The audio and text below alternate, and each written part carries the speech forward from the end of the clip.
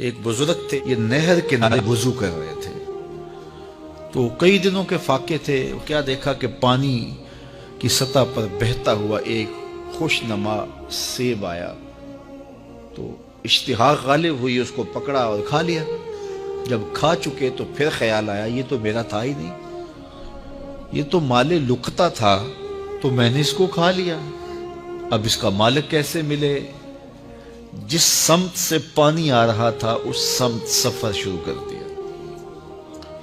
کئی دنوں کی مسافت کے بعد دیکھا کہ ایک باغ ہے جس کی شاخیں اس پانی کی طرف لٹک رہی ہیں۔ سمجھ گئے کہ یہیں سے گرا ہوگا اور میں نے کھا لیا۔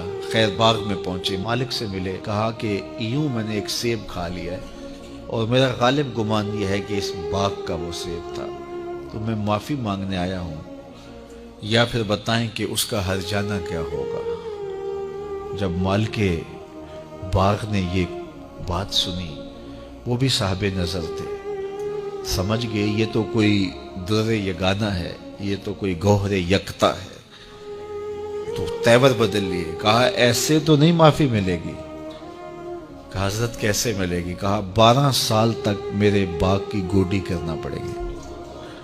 اللہ اکبر، اور ایک شرط اس کے علاوہ ہوگی۔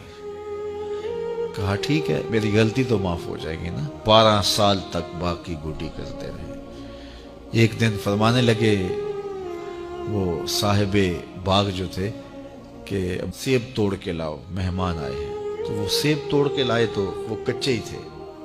تو کہا تم 12 سال ہو گئے ہو سیبوں کے باغ میں رہتے ہوئے، تمہیں پتہ نہیں کہ کچے سیب اور پکے سیب کیسے ہوتے ہیں؟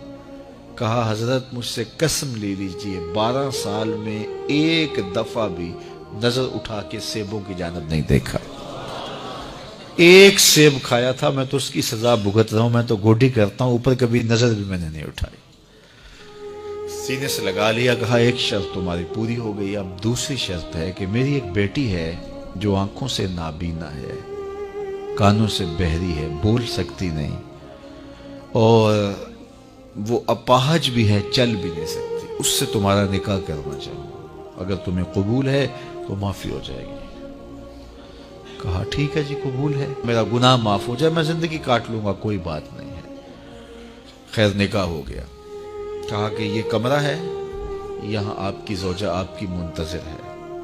جب وہاں گئے تو ایک خوبرو دوشیزہ منتظر تھی، تو فوراً پلٹے کہ میں غلطی سے کسی اور کمرے میں آ گیا ہوں۔ پلٹتے ہوئے دروازے کی چوگاٹ سے سر پھٹ گیا، خون بہنے لگا۔ جب باہر آئے تو صحن میں پہنچے تو وہ بزرگ وہاں تھے۔ کہا کیا ہوا؟ کہ حضرت ایک غلطی کی سزا اتنی کاٹی، اب کہیں دوسری غلطی نہ ہو جائے۔ وہ تو کوئی اور ہے خاتون۔ کہا وہی تمہاری زوجہ ہے۔ تو میں بتاؤں کہ وہ بہری کیوں ہے؟